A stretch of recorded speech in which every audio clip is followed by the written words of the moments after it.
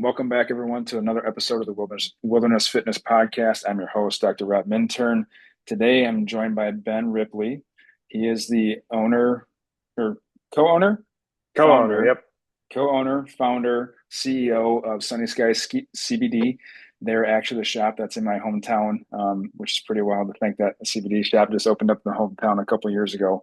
I think it's been a couple of years. But first, Ben, let's talk about you for a little bit and your background, and we'll kind of get into CBD about sleep pain and some of the differences between CBD and THC. Sounds good. And thanks for having me. And we've been in business 6 years now. But yeah, we're a Cool. vertically integrated CBD company, which means that we grow, process, and manufacture everything ourselves. We can talk more about the benefits of being vertically integrated later if you're curious. But yeah, I started the business with my business partner, Pete Adler, in 2019. Do you want my backstory into how I got into CBD in the first place?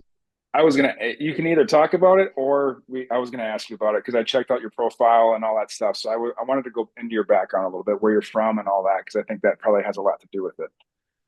Cool. Sounds good. So I grew up in Colorado. Like you mentioned, Sunny Skies CBD is in Durand, Wisconsin, a little farm town in west central Wisconsin, central west, I think is how you guys say it. West Central, yeah. There you go. So I'm still pretty young. I'm 31 years old. I graduated from University of Colorado, Boulder in 2017, and I studied operations and information management and Spanish and Portuguese too. When I graduated, I had a sales job lined up and got cold feet at the last minute and decided to go travel instead. So I did that for a while and I started to run out of money pretty quickly. And so I was looking for remote work and I really just stumbled into a cool opportunity. I'd heard about CBD. Growing up in Colorado too, you become familiar with the medical benefits of cannabis. We had like when you turned 18 in Colorado, you could get a med card, and marijuana THC was essentially legal at that point. Um, and I thought CBD sounded very interesting. I had never tried it at that point, but I'd heard it was a powerful anti-inflammatory that people. I'd watched the Sanjay Gupta had done a CNN special about CBD and its use in treatment for epilepsy, which I watched and found super interesting. And I'd heard that the industry was just booming, and the job was just a sales job for a startup uh, that was run by two dudes that were my age. They're actually younger than me. They're 22 or 23 at the time, which was not that uncommon for CBD companies back in, what would that have been, 2017? Okay. Um, and the company is called World Class Health. It's not in business anymore, but uh, I got hired as a salesperson, commission only, and so the company became a staff of three people. There's one hardworking, very smart owner who taught me basically everything I knew at the time about CBD. Uh, one kind of lazy, good for nothing owner, and then me. And I just started hitting the phones and learned uh, through trial and error. And they just set up a terrible commission structure for me. So I started making too much money very quickly. And so one of the owners decided to buy out the other owner and bring me on as his partner. And then Okay. that was uh, the wild west part of the CBD industry, where basically we were buying extracts from the cheapest supplier that we could find them for. Again, this is World Class Health, not Sunny Skies. The yeah, we were Want to buying make the them from distinction. yeah, right. Yeah, please don't start the podcast off 5 minutes in. We were buying extracts from the cheapest place we could find them, and then going through the third-party lab testing that was industry standard at the time back then too. But making tinctures and topicals and stuff in my business partner's apartment with dog hair everywhere, with food crumbs everywhere.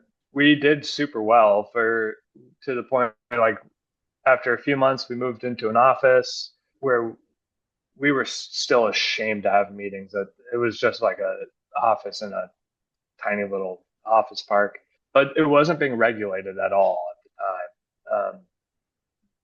We can get into why in some places it's still underregulated, but our products were being sold, at legitimate places, at pharmacies, at health food stores, and we were making good money. And we eventually started uh, needing a Denver passed a law that said CBD products sold in Colorado need to be made in a laboratory or a licensed food processing place. So we moved into like a shared kitchen space where catering companies, for example, will make food once a week, or um, farmers market, or people who sell food at farmers market might rent the space for an hour here, hour there to throw together some baked goods. But anyways, I showed my dad our income statements, and he was like, "Jesus Christ, you guys are what is your biggest impediment to growth?" And I said, "Well, to be honest, when any company does due diligence on us at all, we basically lose that account or we don't get that account because." So he had the idea, um, and then he said, "Well, in a perfect world, what kind of company would you build?" And I said, "One where we do the processing ourselves at the minimum, instead of just buying extracts from the cheapest supplier possible." Number one question we get is, where are you getting your extracts from, or how are you doing your processing? So I'd love to do the processing in-house. Furthermore, if we could actually grow the hemp ourselves, um, because if we're just doing the processing ourselves, the next question becomes, well, where do you get the hemp? Right. So I thought it'd be wonderful to do the whole process from growing to processing to manufacturing, and have a legitimate laboratory, with, like our lab has here at Sunny Skies, stainless steel everything.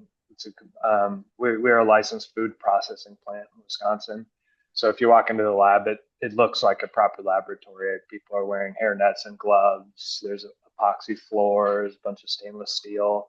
Everything Yeah. is very clean.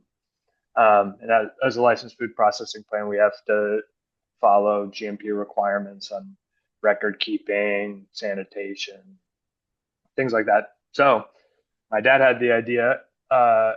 My best friend, Pete Adler, wants to retire from teaching, and wants to start a company with his sons. So I jumped at the opportunity. We were able to raise some money in the families and start Sunny Skies. I was also able to sell my business too, which helped. Okay. But that's how Sunny Skies got started. So did Pete? So it's crazy. Like his dad was our neighbor. His mom and dad were like a second pair of grandparents for us growing up. Cool. Like that's the kind of small town shit that you're in right now. So did Pete want to start a CBD company, or did he just want to start a company with Hunter and Little Pete and go from there? Like, did they have a preference on what they wanted to do? No, not really. More the latter. I have no idea what kind of conversations how far into discussions they got about what kind. I don't know if it was a pipe dream for Pete. That's a good question. I should ask him. But um, it did not take much to convince him that it was a good idea. And then there was also Hunter is an engineer by trade, and so Mhm. there with all the processing equipment, and me going back to World Class Health, my I figured out how to make all the products because we were primarily a product. Well, we were exclusively a product manufacturer, so I knew how to make products, how to make tinctures and topicals and gummies and stuff, and then I knew sales. But as far as like setting up a lab, that stuff would have, I mean, I could have probably learned it, but having Hunter was perfect for that role. Pete ended up handling the growing, but that was a super long-winded answer to your question. No, that was perfect because like I didn't know how I was always curious like how that came to be because Macy and I did not like we didn't go to school together. I think she was a couple years old or younger than I was. Her dad actually like his her dad's Awesome. At least I don't, the way that I know him, he's a cool dude. He's Mr. awesome. Radel. Yeah, he's a Yeah. cool dude the way that I know him. So I was always curious how on earth Pete Adler got hooked up with you. Like I didn't because I knew you weren't from the area, so I was always wondering how that connection got made. But your dad and him are good friends from high school or college or something. Yep. And Pete is he's a very intelligent dude and an extremely hard worker. So I knew he'd find a role somewhere. Gotcha. Very cool, man. What do you like to do? We've talked about the business side. We've talked about how you've gotten into how you got into CBD, and you're from Colorado, and I'm guessing you probably do you snowboard or ski? I do snowboard. Oh man, okay. Because when I had a rotation in Colorado, it's like all of the locals have never snowboarded or skied. It was wild. It's like they have all that stuff in their backyard and they don't use it. So I'm super glad to hear that you were born and raised there and you use the stuff. Yeah, I do love snowboarding. I've kind of had to, I don't get the opportunity to go like I used to. When I was in high school and college, a good year I'd go 10 or 15 times a year. Yeah. But nowadays, basketball is my number one passion for sure. I Yep. play about 4 times a week. Travel, I we talked about it a little before we hopped on the podcast, but my wife Maisie and I, your friend Maisie, just got back from a trip to Saudi Arabia, and um, we I personally spend about 3 months of every year in a foreign country, typically a developing country, and Maisie comes with me on the majority of those. But that's a huge passion of mine, and I'm constantly pushing the limits for how much I can get away with.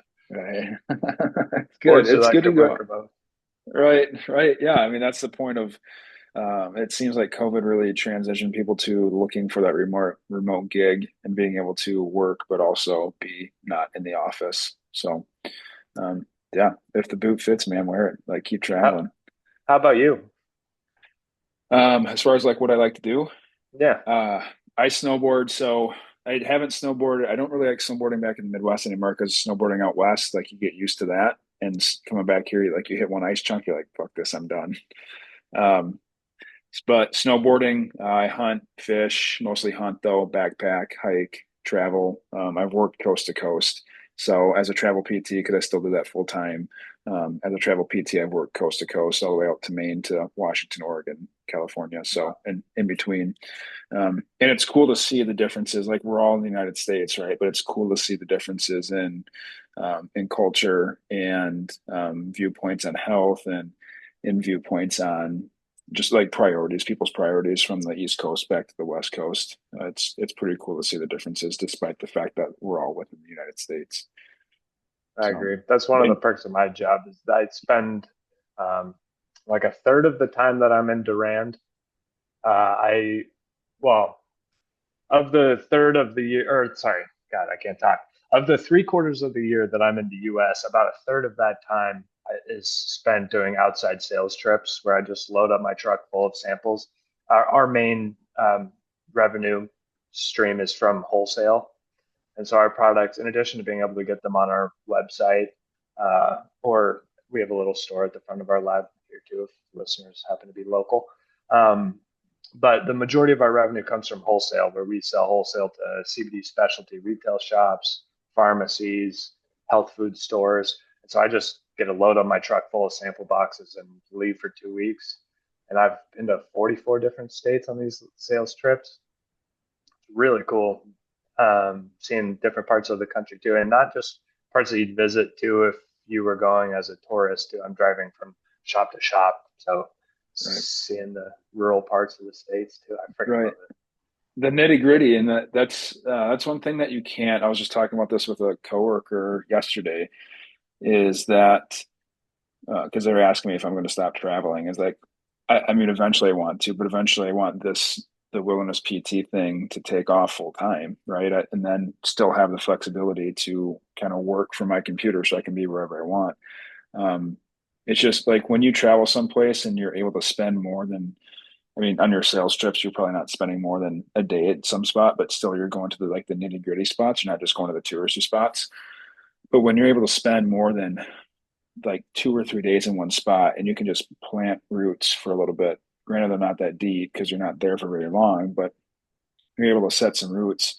You get to see and get to learn a lot of the things that you wouldn't necessarily do had you just been there for 2 or 3 days, like the cool restaurants to go eat, like the mom and pop restaurants to go eat that don't have a ton of Google reviews, right? Or you get patients bringing stuff in because you worked with them for the last 3 months and they want to say thank you. Like you don't experience that stuff unless you're in one spot for a longer period of time than just a vacation. So I don't know if I'm going to ever stop the the nomad life. Like eventually I will probably end up like you, where you're gone, but you're also like you have a home base. So we'll see. Good for you. That's Yeah. awesome. Yeah. I mean, you can make plans, but plans change. So you never know where the heck life is going to take you anyway. All right, man. So let's talk about the differences between CBD and THC. We'll just get that one out of the way right away because I know when I bring up CBD to patients, there's a little hesitancy. So I want to just talk about that one first. Is there a difference between the plant that is grown, and then let's just talk about the differences and how the differences work. Sure. So THC and CBD are two of over 100 different cannabinoids that are found in the cannabis plant. So the plant, to answer your question, the plant looks exactly the same. Um, whether it's a CBD dominant strain of cannabis or a THC dominant strain. But every different cannabinoid, CBD, THC, there are others, has its own medicinal properties. And, and some are similar and some are more different. But with THC and CBD, those are two of the most different. With THC is psychoactive, whereas CBD is not. You're not going to get high from CBD. And then, but with different cannabinoids, you can selectively breed for any cannabinoid. So traditionally, with uh, marijuana or THC dominant cannabis, you're going to see THC levels be very high, and other cannabinoids like CBD will be present, but in very low quantities. And basically, the idea is like the plant can only produce so much cannabinoid. So if the main reason that you're growing that strain is for a high or for different benefits of THC, you're going to have very high THC and lower CBD and other cannabinoids. Now, since 2018, since the 2018 Farm Bill, which happened after I was working for World Class Health, CBD became legal in all 50 states. Um, different states have passed different uh, regulations on their in-state market, but for the most part, full spectrum CBD products are legal in all 50 states, minus a couple.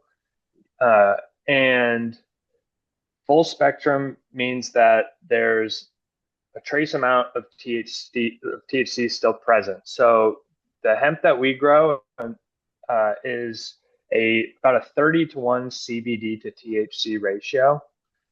And that's basically maximizing the amount of CBD present in the strains that we grow while staying under the 0.3% THC limit. So that 2018 Farm Bill, forgive me if I'm repeating myself, I'm a little all over the place, but so long as the hemp that you grow is under 0.3%, it's designated as hemp, which is basically just a term that was made up out of thin air to define a cannabis plant grown for CBD or other cannabinoids that has less than 0.3% THC. And that 0.3% number is basically just an arbitrary number that they picked out of thin air. In Europe, for example, there are some places that have a 0.2% limit, other places that have a 1% THC limit. But back to the difference between THC and CBD. THC does have a bunch of different medicinal properties. CBD is primarily used for pain and inflammation relief, sleep issues, and anxiety, stress, or depression relief. I mentioned earlier that CBD kind of emerged when, uh, or due to some studies on its uh, effects, helping people with epilepsy, reducing um, seizures, the severity of seizures, the frequency of seizures. Mhm.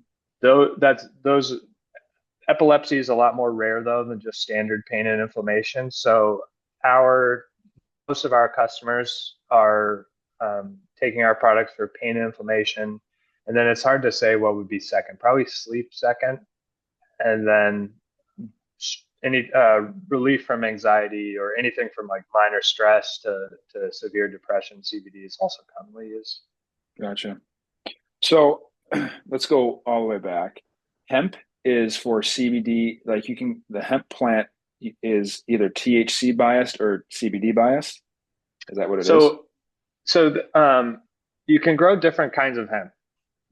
For example, hemp was grown for ever for like paper, clothing, seed fiber. So you can grow a hemp plant for fiber or hemp for um, for CBD or for other cannabinoids. Um, they're in like the 1920s.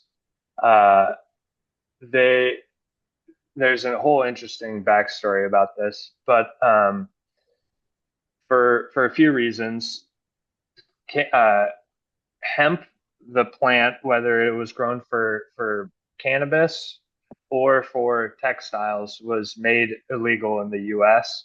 Um, William Randolph Hearst was one of the culprits. He owned a bunch of paper mills and and also owned some newspapers. And he saw hemp paper as a threat to um, to just regular standard paper from trees. Hmm. There for a while, hemp paper was like the Constitution was written on hemp, and then eventually we discovered that you could make cheaper paper uh, with trees. I'm butchering this history. And but then an invention called the decorticator, I think it's called, uh, was invented, and it made processing hemp paper a lot cheaper. So William Randolph Hearst was influential in creating what was it called? Uh, Reefer Madness, a propaganda campaign against cannabis. Okay. That and so yes, hemp is can also be used for different things other than just cannabis. It comes from the same plant, a different variety of plant. Sure. But hemp is also a term that has emerged to describe a cannabis strain that's low in THC and high in typically CBD or other cannabinoids like CBG. Okay. And So can you like with the genetics and all that stuff, can you completely eliminate the THC from a plant, or will it always have that type of cannabinoid? How do you say that word? Cannabinoid? cannabinoid. Yeah. So no, at least right now, maybe with some more time for selective breeding, you might be able to get the THC levels down really low. But nowadays, it's very difficult to find um, hemp or seeds that have less than a 30 to 1 CBD to THC ratio, or should I say higher than 30 to 1 Mhm. CBD to THC ratio. But there are ways to process out that little bit of THC. So what we grow the hemp and then we harvest it, and then we a lot of companies will just sell that hemp flower. In Wisconsin, though, there's some restrictions that make it really difficult for growers to sell flower. Um, we we process the hemp to make extracts called distillate and isolate that we use to make finished products like tinctures, topicals, and gummies. And how that works, so we take the hemp that we grow after we harvest it. It needs to be dried in uh, and dehumidified. Um, and then we do an ethanol extraction process to make basically a concentrate of the hemp that we grew. So if you look at the lab results for the hemp that we grew, you're going to see somewhere around 12, 13% CBD, and then THC will be around 0.3%. Okay.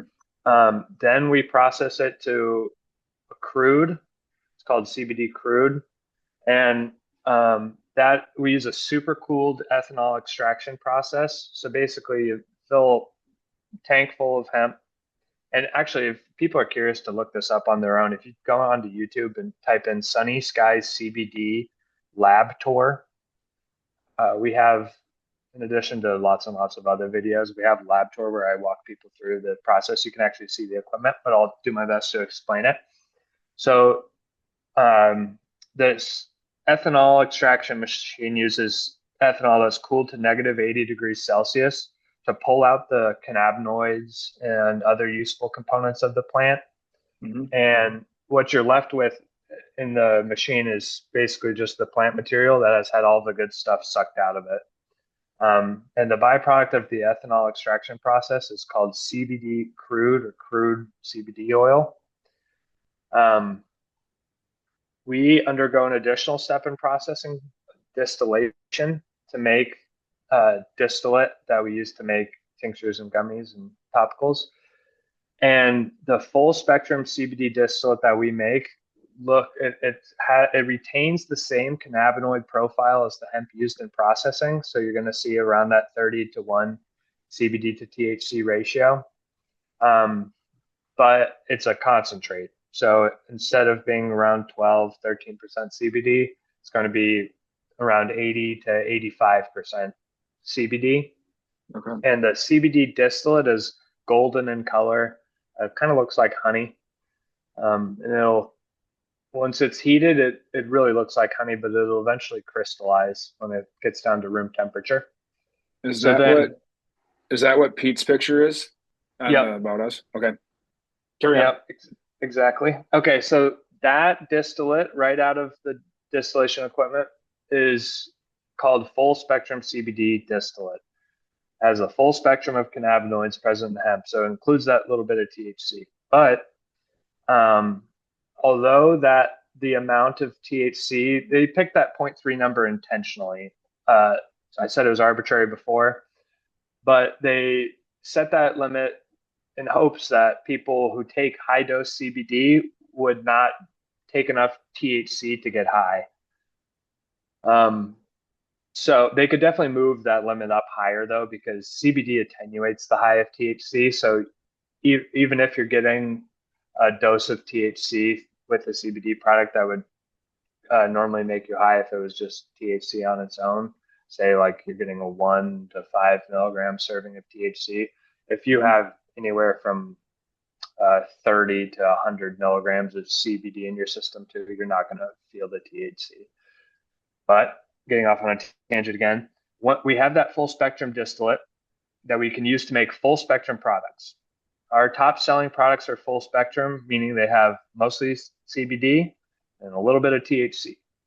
But a lot of people are drug tested for work or don't want THC in their system for some other reason. So we do have a couple methods to process out that THC to make either a broad spectrum CBD product or a CBD isolate product. Okay. And I can explain the difference between those two if you'd like. Yep. Yeah, I'm looking at the website right now, but yeah, go ahead. Because I see the full Cool. spectrum, the isolate, and then the broad spectrum stuff. Yep. So full spectrum is the most popular because although THC is present in a low concentration in a full spectrum product, THC still has medicinal benefits. So you're still going to get a marginal benefit from having that trace amount of THC in there. By no means do you need that trace amount of THC for CBD to be effective, but having that little bit of THC in there, if you're not drug tested for work, is only going to help. Now, there are two different methods to process out the THC to make a THC-free CBD product. One is to just isolate and pull out the THC molecule, creating what's known as a broad spectrum CBD distillate that can be used to make broad spectrum CBD products. And broad spectrum means that instead of the full spectrum of cannabinoids that were present in the hemp used in profile and in the hemp used in processing being present in the extract and the finished product, just a broad spectrum of those cannabinoids are still present. So for the CBD that we grow, there's going to be CBD, a little bit of CBG, a little bit of CBDV. Sometimes some other cannabinoids pop in very low concentrations, but it's not going to have the THC. So, and those broad spectrum extracts are tested multiple times, both in-house and by a third-party lab. And then the finished products that we make with that extracts are also tested, random samples taken from every batch and tested in-house, but with our lab testing equipment, and tested by a third-party lab to make sure that there is in fact 0.00% THC, and that someone who's drug tested for work or for some other reason would not test positive if they take a broad spectrum product. The cheaper and the cheaper method for pulling out that THC, though, is to, rather than isolating and pulling out the THC molecule to make broad spectrum, is to isolate and pull out just the CBD molecule. And so that extract is called CBD isolate. It's CBD in its purest form. And instead of looking honey-like and golden in color like a full spectrum distillate or broad spectrum distillate will, it's a white crystalline powder. And instead of being somewhere between 80 to 90% CBD, like the distillate is, CBD isolate is 99.7 or more often 99.9% CBD. And so the question is, why would I want, okay, so full spectrum, God, there's a million different things I want to talk about here. So there are, there have been a bunch of different studies on CBD and its effectiveness to treat a bunch of different things. And these different studies have used either full spectrum products, broad spectrum products, or isolate products. However, to this point, to my knowledge, there has never been a side-by-side comparison study comparing the effects of, say, a full spectrum product versus an isolate product, broad spectrum versus full spectrum, broad spectrum versus isolate. They've all shown CBD to be effective.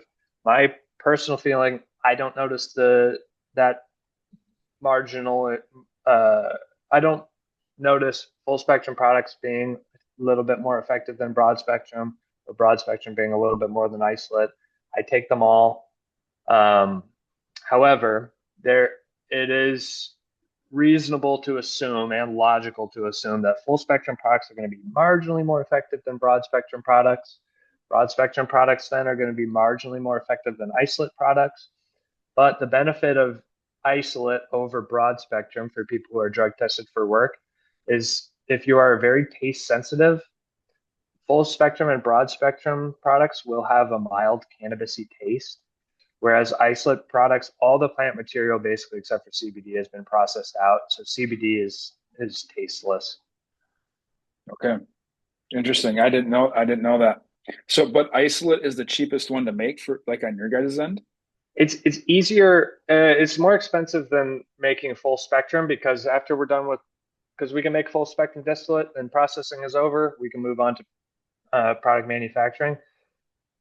Making isolate is cheaper than making broad spectrum distillate because it's easier to just isolate and separate the CBD molecule than it is to go and use reverse phase flash chromatography is how we're doing it for broad spectrum distillate to pull out the THC from broad spectrum distillate. Part of the reason is during that chromatography phase to make broad spectrum distillate, you lose a lot of full spectrum distillate.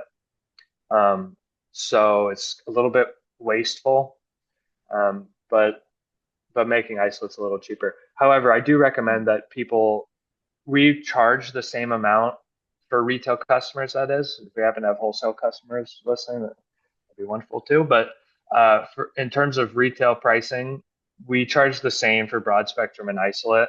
We sell a lot more broad spectrum than we do isolate. We sell a lot more full spectrum than we do broad. But really, the only people that need isolate are if you're very taste sensitive, you hate the cannabisy taste. But our tinctures, if you've had a bad experience with CBD tinctures, as far as tasting too strongly like cannabis, you're likely not going to have the same experiences with our tinctures. We grow just one strain of CBD and one strain of CBG. We've been growing the same strains for 6 years. We've really got our SOPs down with the processing. Our tinctures taste really good. They're not overpowering whatsoever. It's a mild cannabisy taste, which is why we don't sell nearly as many isolate tinctures. It's not really necessary. Right. Because you guys already got the broad spectrum stuff figured out. Mm. Yeah. Um, let's dive down a little more of we've gone down the sciencey route as far as the creation process and the production process. Let's talk about sleep first. We've got, I think, sleep and pain are the two main ones that I want to talk about with you, but let's talk about sleep first because of my personal experience with your guys' products. I'm not, for anybody listening, I'm not paid by these guys to say anything good about them. This is purely like I had a great experience. I stopped in before my 2 week elk hunt, and my sleep throughout the whole 2 weeks was phenomenal. So I wanted to have them on because of that experience.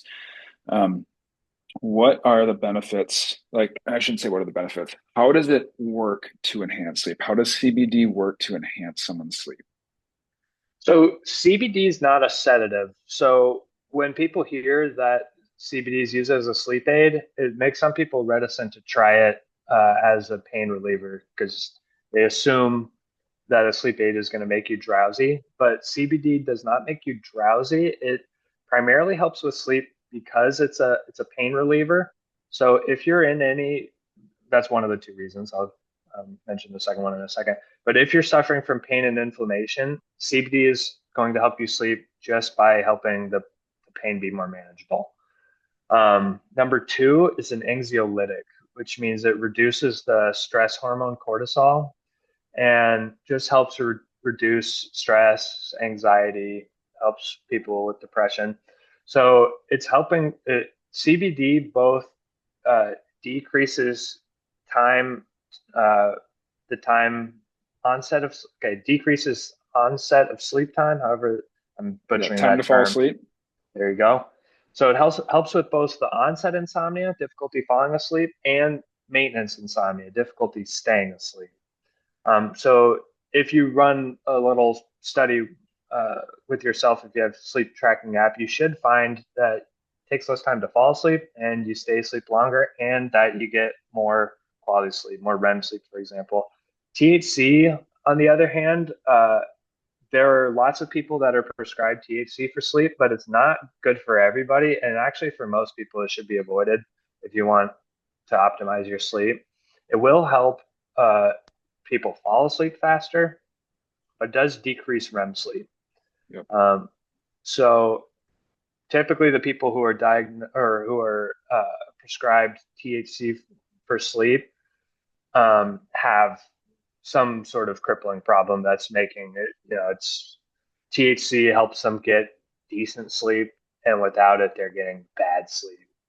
But CBD, on the other hand, doesn't negatively impact REM sleep.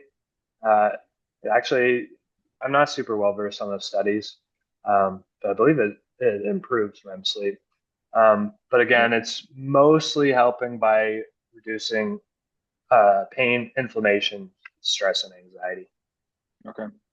Yeah, I think you touched on the THC part with sleep, and that I was going to go into that route as well because THC is like I know when marijuana was first legalized, everybody's like, "Well, I'll just take it to fall asleep." And yes, you do fall asleep typically faster, but you're not having the deeper stages of sleep that you need to get to for the muscle recovery, for the cardiovascular system recovery. You're not getting to that REM sleep. So THC is actually shown to inhibit sleep quality. So yeah, I'm glad you went down that route.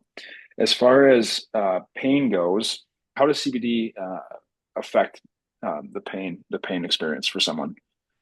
So primarily through inflammation relief. So there are a few different ways to take CBD for pain. You can just smoke it, although that's not the most common way.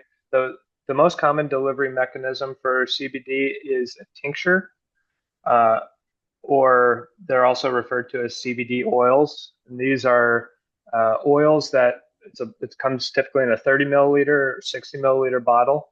You fill up a syringe. Um, a tincture is typically just a couple ingredients, a CBD extract and a carrier oil.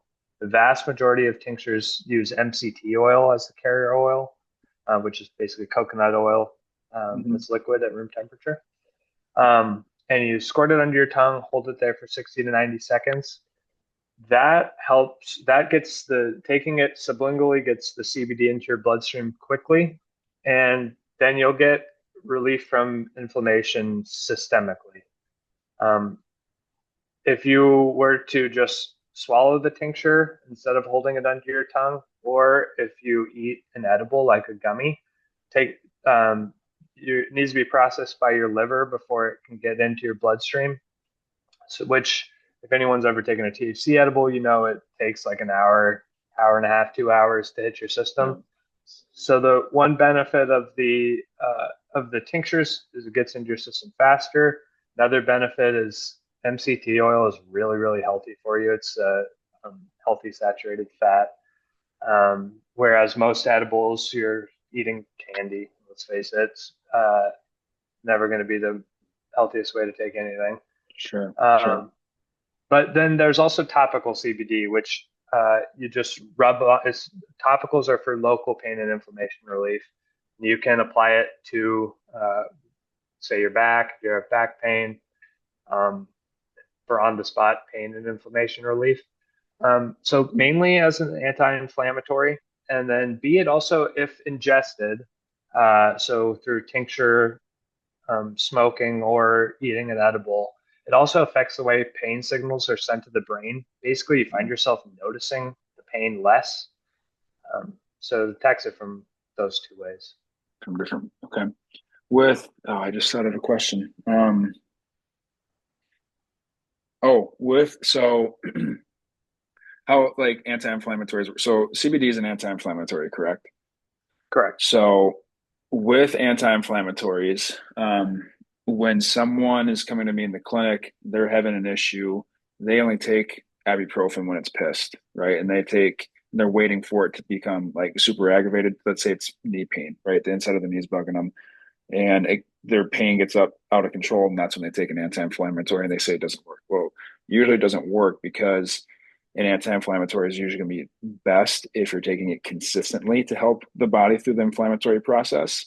Um, so I can't tell someone to take medication, but I say if it were me, and you have to go down this anti-inflammatory route, like taking ibuprofen, be consistent with it for 2 or 3 days, and then dial it back instead of waiting for it to be aggravated before you take it. Is CBD? How does CBD work? Like, can someone take it like they've got a bum knee, they fell and bumped their knee or whatever it is on a rock, and their knees a little bit swollen? Can they take it and expect changes within one dose, like if they're taking a tincture under their tongue, or is it something that it has to build up a little bit over a couple days or a week or two? It doesn't necessarily need to build up in your system, um, but it is going to work better if you take it consistently. So CBD is like ibuprofen or other pain medications. Uh, you're not necessarily the pain. If you have a serious injury, it's not necessarily just going to disappear like magic right away. Or you'd see a lot more CBD on the market. It's it is in low doses. It's similar in effectiveness to like your ibuprofen or your Tylenol and pain relief. And then in high doses, like 100 milligrams per day or 100 milligrams twice a day, is going to have similar pain relief as some of the, you know, uh, opioids and narcotic pain medications. Um, so it's definitely going to work better if you take it consistently, because inflammation also is something that it's a battle. Uh, taking an anti-inflammatory like ibuprofen, you're getting some inflammation relief. It's a net. Even the world's best athletes in perfect shape are going to have some inflammation that they're um, Dealing typically with. trying to reduce. Right. Yeah. So the longer you take it, the better you're going to feel. And uh, I feel like I normally give people like an explanation, like my confidence level of them experiencing the relief they're looking for. If you told me, if a customer came in and said they're dealing with back pain, for example, and I knew that that person was only going to try CBD one time, and their whole perception of CBD was going to be on using it one single time, I'd say there's a pretty, I don't know the numbers exactly, but I'm not super confident that they're going to believe in CBD. If that customer took it for a week straight, now I'm starting to feel pretty darn confident. And if a customer uses the full, say the average tincture is 30 milliliters, there's about 30 servings. The dosing is a little complicated. I can explain that later. But if a customer uses that product for a full month, well, I'm pretty damn confident that they'll be back. And then I'm especially confident if they give it another week and see how they're feeling after they've gotten off of it. Because a lot of times people be slowly getting better and better and better over the course of taking a full tincture, get off of the tincture, and the pain starts to creep back in, and then they really realize, like, oh god, that stuff was definitely helping. Nice thing about CBD compared to like ibuprofen and other pain medications, there are no side effects. So you're not going to have any stomach issues or liver damage or kidney damage. That's probably the most beautiful thing about CBD, Yeah. uh, is that it's not invasive. There aren't any side effects. You might have a little change in cognition depending on what's like if you have a little bit of THC in there, I think you said. Yeah. With Um, even a full spectrum product, that's not an issue because A, the amount of THC per serving is set intentionally low so that it doesn't get you high. It can still get into your bloodstream if you're drug tested for work, but you're not going to get high from taking a full spectrum CBD product.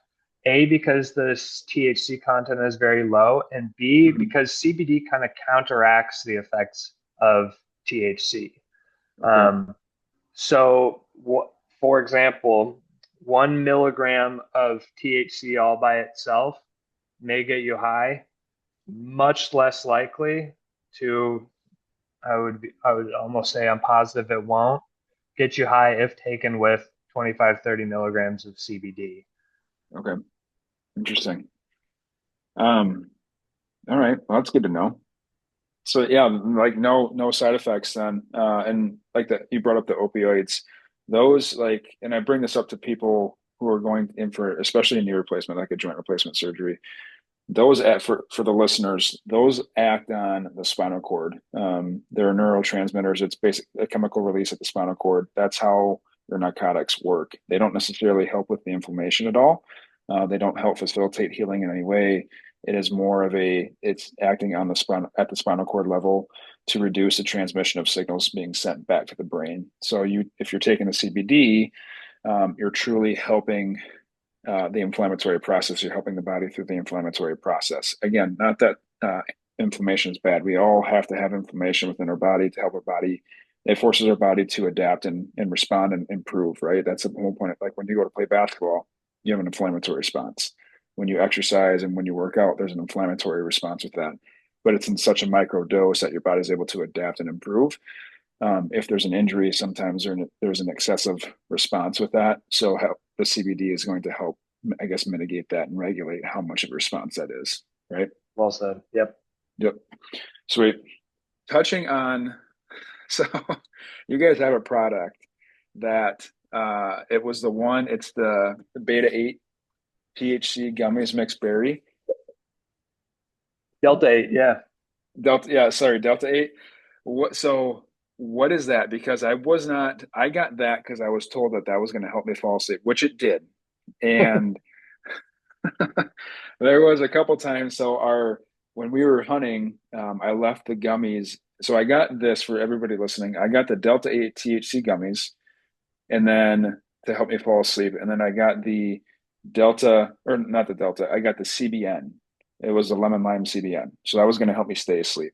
So another buddy of mine, both him and I struggle sleeping back there. So we were both taking the stuff because I got more than enough for me for the 2 weeks. Like I wasn't going to go through that stuff in 2 weeks. So I was sharing for a week on the second half of the trip. It got melted. I left them in the baggies, which were in the tent, which were blasted in the sun. They melted, and so it was a crapshoot what we were taking, like the last half of the trip. There was a couple times that we both took a bite, and it was like the mixture. You could see the mixtures because these are darker in color, and then the lemon lime color.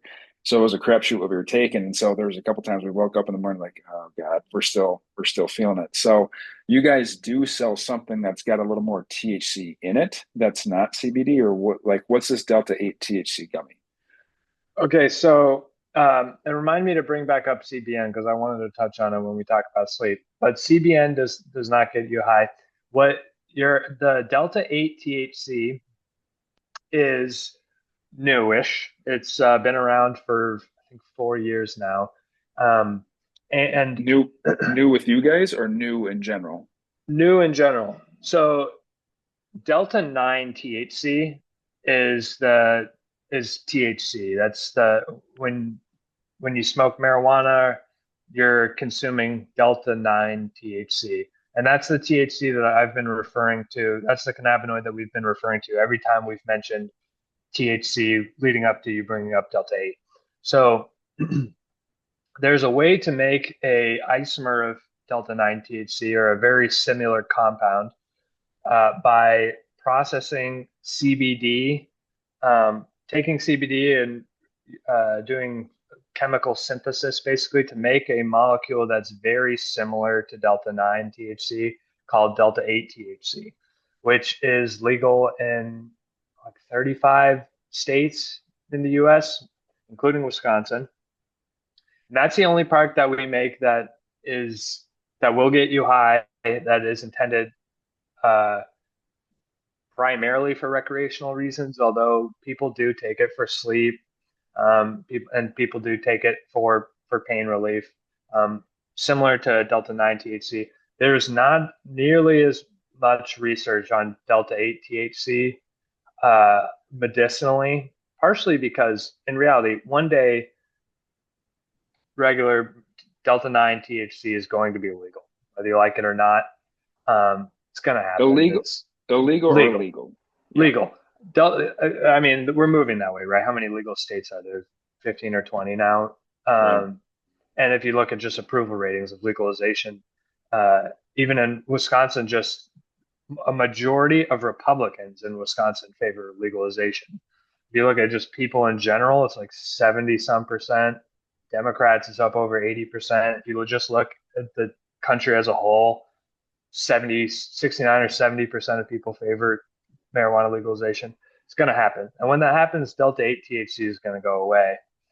So there's not much research on Gotcha. Delta 8 THC, and there's probably not going to be because Delta 8 THC is basically like THC light, diet THC. It it will get you high. You're still going to see some of the benefits or the mostly desirable effects of THC with Delta 8. Like it'll make you quicker to laugh. It's a nice social lubricant. It's good for creativity. Gives you just a pleasant altered state of mind if you like that sort of thing. One nice thing about it, though, is some of the uh, less desirable effects of Delta 9 THC are less pronounced with Delta 8. So munchies aren't as bad, um, for example. So if you struggle with overeating when you use Delta 9, Delta 8 might be of interest to you. It's also just less likely to make you feel overwhelmed or paranoid, less likely to give you couch lock. For example, for those who are familiar, there are two different categories of strains of Delta 9 THC. You have your sativas, which are Mhm. considered more of like a daytime cannabis. It's popular with people who like to use THC for creativity or for socializing. Um, and then your indica strains, which are more commonly used for pain management, more commonly smoked or consumed at the end of the day, more likely to give you couch lock. Um, and if you have this spectrum from left to right with sativa on the left and indica on the right, Delta 8 would be off of the charts on the left, more sativa than even your most sativa dominant THC strains. Okay. So yeah, it is kind of diet THC or THC light, or but should be still approached with caution. But like we make 25 milligram Delta 8 gummies, and our Yep. recommended serving size is a half of a gummy. Yep. Um, yeah, That'll do it. yeah, That'll do it. Um, yeah. So it's again, I did like woke up the next morning. I was able to function just fine. I really did. I just went in there and Rob was the one that I talked to. I was like, this is what I struggle with. He's like, you want to go with the CBN first for sure. You can do this, the Delta 8 stuff first. If you need a drug test, do not take the stuff before you take your drug test. Let's talk about the products for sleep and pain. Let's go sleep first. You and I have a rough time getting off on tangents, which is fine. But let's talk about products just to keep things categorized here for sleep. So CBN is what I was recommended. What else do you like? Do you recommend that, or what else do you guys recommend? yeah. Let me tell you a little bit more about CBN. So CBD, we've talked about the the different medicinal properties for CBD. CBD as a sleep aid is good for both the onset insomnia, difficulty falling asleep, and maintenance insomnia, difficulty staying asleep. If you struggle with both, I would just try CBD. That would be the product I would recommend first. The higher for sleep, the higher the dose, the better. There's actually been studies that have shown serving sizes of 25 milligrams or less do nothing for sleep, and servings of 50 milligrams or more provide significantly better results with sleep. That's for CBD.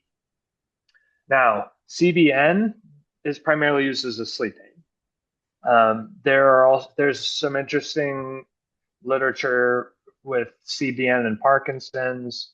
I haven't read as much into other developments with CBN. It is primarily sold as a sleep. And in particular, it's really helpful in helping you to stay asleep. So it's good for the maintenance insomnia. It's great for people who maybe they have a hard time getting back to sleep after they wake up to pee, or wake up, after they've only been asleep for 5 or 6 hours and feel fully refreshed, but no, they didn't, get the quality sleep they would have liked. So yeah, if you struggle to stay asleep, I would go with CBN. You can always take them both too. You mentioned the CBN gummies. Gummies are a great option, but we also make a one-to-one CBD plus CBN tincture. That's probably our most effective sleep product, is the full spectrum CBD plus CBN tincture. Now, And so does the CBN come in the, I see it here, it's in the isolate. Does it come in the full spectrum and the broad spectrum? correct. Yep. So you have three different options for CBN products. You have our full spectrum CBD plus CBN tinctures. That's what I'd recommend to everyone who's not drug tested for work. If you are drug tested for work, you can go with the CBD plus CBN isolate tincture. And then we Mhm. also make the 25 milligram CBN gummies. When I made the dosing recommendation for CBD in sleep, I said I wouldn't recommend taking anything less than 50 milligrams for sleep. For CBN, 25 milligrams is a perfect dose for sleep. Um, now, with the different tinctures, now would be a decent time to talk about dosing with tinctures Yep, in I want to general. get dosing. Yeah. Cool. So I'll try not to be as long-winded as I am in the video I'm going to recommend right now, but we have a video on YouTube called Sunny Skies CBD Tincture Dosing and Info, or and Is it information. is that on your website? Uh, I don't know. Good question. Possibly. But it can be found on YouTube. Sunny Skies CBD Tincture Dosing and Info. And I can send it to you too if you'd like. But Yeah, I'll link th it in the episode notes. cool. We make four different strength options for tinctures.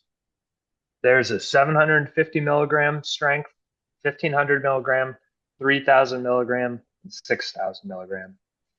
That is the total CBD per bottle. With the 3 lower strength, the 750 milligram strength, the 1,500 milligram, and the 3,000 milligram, those are sold in 30 milliliter or 1 ounce bottles. And the dropper that I mentioned earlier that you fill and then use to squirt the tincture under your tongue is a 1 milliliter dropper. So that means there are 30 servings per bottle in the 3 lower strength tinctures.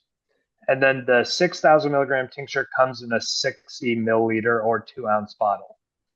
Okay, so then if you do the math in terms of milligrams of CBD per milliliter, per dropper, or per serving if you'd like, you divide the total CBD content of the bottle divided by 30 for the 3 lower strengths, which means the 750 milligram strength tincture is 25 milligrams per milliliter or per dropper. 1,500 milligrams is 50 milligrams of CBD per milliliter per dropper.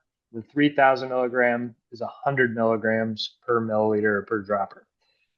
Because the 6,000 milligram tincture is in a 60 milliliter bottle, that essentially means they are 2 of that 3,000 milligram tincture in 1 bottle. So you're still going to get 100 milligrams per dropper or per milliliter. Yep. Now, if you go on PubMed or Google Scholar and read different studies, you're going to be like me and wish like hell they would be consistent with the doses that are studied, because there are some studies that are conducted with just absolutely extremely low CBD content. And in my experience in the industry, 25 milligrams per day, whether that's 2 half droppers of the 750 milligram tincture or 1 full dropper once a day, but a 25 milligram per day dose is an adequate minimum effective dose for only like 50% of people, which is not good enough odds for us. We don't ever really recommend the 750 milligram tincture. You can always take 2 droppers full. So we basically have that tincture because a lot of our competition sells it, and because it's cheaper. So if someone has a low budget, they can take a 750 milligram tincture and they can try 25 milligrams per day, see how that works for them. And if it doesn't work better, they can take 2 servings. The bottle's going to run out faster, but it's still an option. 50 milligrams per day is an adequate minimum effective dose for closer to 80 to 90% of people. Now, it's less likely to be an adequate dose the more you weigh, or the higher the level of discomfort you're in, whether that's pain or sleep issues or stress, anxiety, depression. But the more severe whatever you're dealing with is, the more likely you're going to be to need a higher dose. And the more you weigh, the more likely you are to need a higher dose. Now, so 50 milligrams would be 1 full dropper of the 1,500 milligram tincture. So if you take that twice a day, your bottle's only going to last you 15 days. If you take it once a day, it'll last you 30 days. A 3,000 milligram tincture is 100 milligrams per dropper. So you can take a half of a dropper full. The droppers have markings on them for quarter, half, 3/4, and full milliliter. So 3,000 milligram tincture is the most popular product we make. When someone comes to us with debilitating pain, or they have cancer, or they can't sleep, their sleep is terrible, or they've got some sort of mood disorder, we tend to recommend 100 milligrams per day. And in Europe, you see tinctures with even much higher dosing recommendations than that. It's pretty rare to see tinctures much higher than 3 or 6,000 milligrams, or much more than 100 milligrams per milliliter. And it's rare to see a study done on more than 100 milligrams taken twice per day. It's going to get expensive too if you're using more than 100 milligrams twice a day. Right. But yeah, so we encourage people to the motto is start low and go slow. You want to find your minimum effective dose. The weird thing about CBD is basically the more you take, the better you're going to feel. You're going to have less pain, less inflammation, less stress and anxiety, and you're going to sleep better. But you got to draw the line somewhere, or you're going to be spending more money than you need to, or you're going to run out of your product faster than you need to. Right. So experiment, but do not give up on CBD until you've tried a high dose. I personally, even though I'm only 150 pounds, I still take, and I'm not dealing with any regular pain, inflammation, sleep issues. I still take 100 milligrams twice a day. Granted, I own the company. I get a little cheaper than most, but still, I have noticed that I feel best on that dose. And then one last thing before I'll shut up. The half-life of CBD, depending on the dose and depending on the study. So that means like how long after you take it has half of it left your bloodstream, or is half of it still in your bloodstream? Depending on the study and depending on the dose, it's anywhere from 12 to 24 hours. So if you're taking it for sleep, you should take it every night. If you're taking it for pain and inflammation or stress, anxiety, depression, or for some other issue, twice a day is really best. That's why I was using that per day figure. And then again, with sleep, you want 50 milligrams a night, no matter what size you are or how bad your sleep is. Sure. Okay. That makes, I didn't know that it had a half, I didn't know, I mean, most everything has a half-life. So I was not aware that it was 12 to 24 hours. Okay. So, like wrapping up the numbers just so it's consolidated in this little segment. For sleep, you're recommending no less than 50 milligrams of CBD. Correct. For sleep, you're recommending no fewer or 25 milligrams is going to be okay for sleep for CBN. Correct. For pain, for the CBD, you're saying that 50 milligrams in a tincture is twice a day is what you would recommend. Yes. Perfect. Yeah, and Okay. I would experiment with less. See if less works for you. See if you have, because you're going to reach a point of diminishing returns, right? If Right. you just take more and more and more. So I I would recommend that most people start at 50 milligrams twice a day, experiment up to 100 milligrams twice a day, and then experiment down a little bit too, and see how you feel with maybe 25 milligrams twice a day too, because you're trying to find your minimum effective dose, and because CBD is unique in that there are no negative side effects. That means there's no dosing recommendations. With most medications, you basically get as much into your system as you can before it starts to destroy your body, or until you reach diminishing returns. But with CBD, the jury's still out on what the right dose per pound is. But it's probably never. Cannabis is complicated, and everybody experiences it a little differently. So Right. yes, we encourage experiment with your doses, see how you feel. Yeah. Right on, man. If they have more questions, if you guys have any questions, those who are listening, if you guys have any questions, I'm going to link the two videos that he mentioned, the tour and the dosing guide. I'm going to link those in the show notes so you guys will have easy access to that. You won't have to search for that. If there's anything else that between Ben and I, once we are done talking here, if we find that it's important, I will link all that stuff in the show notes. Um, if they have any questions and they want to talk to someone, what is the best way to get a hold of either you or Sunny Skies to talk with someone about questions that they have before they buy something? You can reach us at 7. So we're open Monday to Friday, 9 to 6, and Saturday, 9 to 1. And we're on Main Street in Durand if you happen to be local. But feel free to call. Our number is 715-672-8760. And you can also email us with questions at info@sunnyskiescbd.com. And Sweet. we have an open door policy at the lab too. So if you're local, not only can you stop in and we have a little retail store at the front of the lab, but we will give a lab tour to anyone at any time. You do not have to schedule it. You can just show up and say, "Hey, can I see the lab?" Excuse me. Can I see the lab? And that's going back all the way to my world-class health days where, we did not want anyone to know what kind of condition the product is being made in. We went all the way, we call it radical transparency, where we went all the way to the other side of the spectrum here, where we are really proud of our lab and our processes and want to show it off. Yeah, right on. Are you guys responsive on Instagram at all? If they shoot you a message on Instagram? Yes. Yeah. Thanks for including that. Yeah. And we have a Facebook page. We are responsive on both. Okay. Who are they talking to? Is that you or somebody else?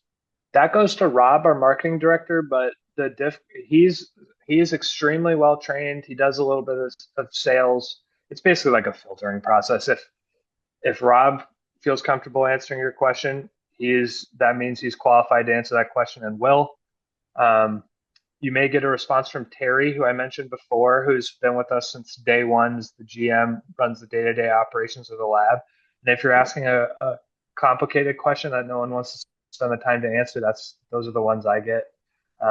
But you will definitely get a response from a qualified person. And if you address the email to Ben, even if you send that info at sunnyskiescbd.com email address, if you put Ben, hi Ben, whatever, they'll send it to me. Okay. All right. Sweet, man. Was there anything else that you wanted to talk about that we haven't? No, thank you very much for having me. It's been fun. Yeah. Yeah. I learned a ton about CBD today, about the full spectrum, broad spectrum, isolate, all that stuff. So it's been cool. And if you guys have any questions and you don't want to reach out to Sunny Skies directly, you guys can go ahead and reach out to me. And then if you have any questions, I doubt I'll be able to answer them, but I will probably just forward you over to Sunny Skies because this is not my. I do exercise. I don't do CBD. Um, but all right, man. Appreciate you coming on, and we'll be in touch. My pleasure. Sounds great. Thank you very much.